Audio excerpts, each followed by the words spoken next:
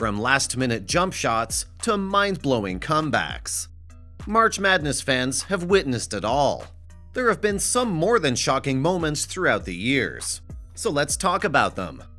Starting with when Bo Kimble led an upset to wow us all. The postseason is full of heartbreaking losses. But even March Madness doesn't have a lot of heartbreaking wins. One clear exception is Bo Kimble, who in 1990 led an upset run that looked like it came straight out of a Disney movie. Kimble was the second best player on a record-setting Loyola Marymount team. But during the WCC tournament, his best friend from childhood, Lion star Hank Gathers, collapsed on the court and died of a heart attack. In memory of the teammate who passed away, right-handed Kimble shot his first free throw in each NCAA tournament game as a lefty. He made all 4 of those left-handed shots. Meant to be, right? This led the 11th seeded Lions to a shocking finish in the Elite Eight, where they were eliminated by eventual champions. Every young college baller dreams of winning the championship. And Mario Chalmers made that dream a reality. Thousands of aspiring basketball stars play out the same scene in their heads in gyms and backyard courts across the country. Imagine this. The clock is running out. The championship is on the line, and your team has one chance to make the game-saving shot. All of a sudden, you're in this interesting and thrilling scenario. The only difference was that Mario Chalmers' story happened in front of 43,000 fans at the Alamo Dome, where the 2008 championship game was held. Chalmers' team, Kansas Jayhawks, took advantage of every missed free throw by Derrick Rose and the Memphis Tigers in the last few minutes. And even after this, they were still behind by 3 points with less than 10 seconds left. Chalmers made a three-pointer with 2.1 seconds left when everything depended on that play. This sent the game into overtime, where Kansas easily won the national title. He single-handedly shifted the momentum in his side's favor. This wasn't the only time when a last-second shot made history. Tate George beat the clock unbelievably. Fans who don't understand why it's important to keep track of the last 0.1 second of a basketball game should ask the 1990 Clemson Tigers. If there had only been 0.9 seconds left on the clock, the number 5 seeds would have been able to beat the number 1 seed University of Connecticut. However, the Huskies had 1.0 seconds, and Tate George used every fraction. He knew how important time was at that very second. Connecticut was behind by 1 point, so Scott Burrell did the only thing he could from under his own basket. The small forward threw the ball as far down the court as he could towards senior guard George. George caught it and lofted a turnaround shot over the Tigers' defense, directly sending the Huskies to the Elite Eight. But nothing is as direct and simple when you put 2 opposite-ranking teams against each other. Do you remember when the original Princeton offense came through? There have been bigger upsets by seeding than a 13th seed beating a number 4, but few had as much baggage as UCLA and Princeton did in 1996. It wasn't just a basketball underdog from the Ivy League against a basketball powerhouse. It was Pete Carroll's slow backdoor passing Tigers against the fast-paced defending national champions. As it turned out though, Princeton's strategy of slowing down the game slowed down the fast Bruins, leaving the score tied at 41 points with only a few seconds left. They didn't know what was going to come up to them, right? As the Tigers kept using up as much time as they could, freshman Gabe made one last backdoor cut, and Steve Goodrich put a pass on the money. And just like that, UCLA's title defense ended as quickly as it started. They didn't have much to process, if I'm being honest.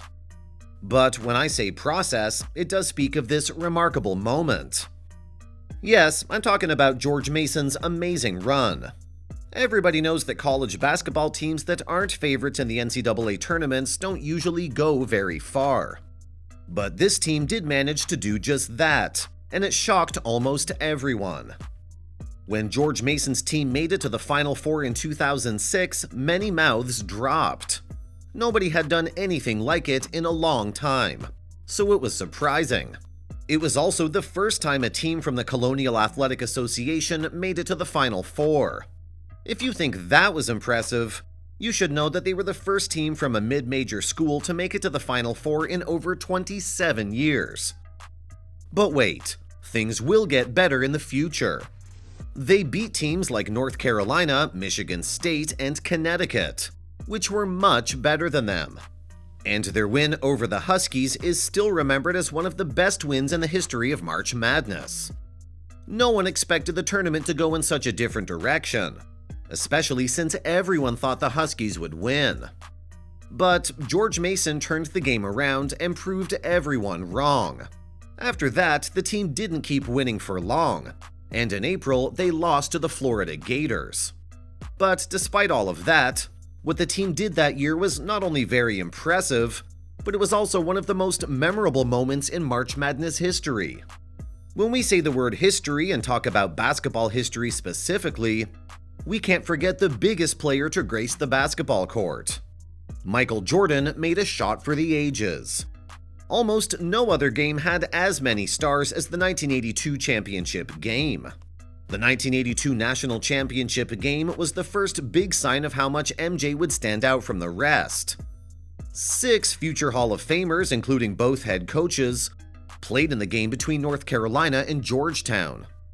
NBA legends who played in that game were James Worthy and Patrick Ewing, to name a few. But a first-year student really stood out. Michael Jordan, a 19-year-old basketball player for North Carolina. The kid made the shot that won the game with 15 seconds left in the biggest game of the year. The truth is that not many people knew who this kid was.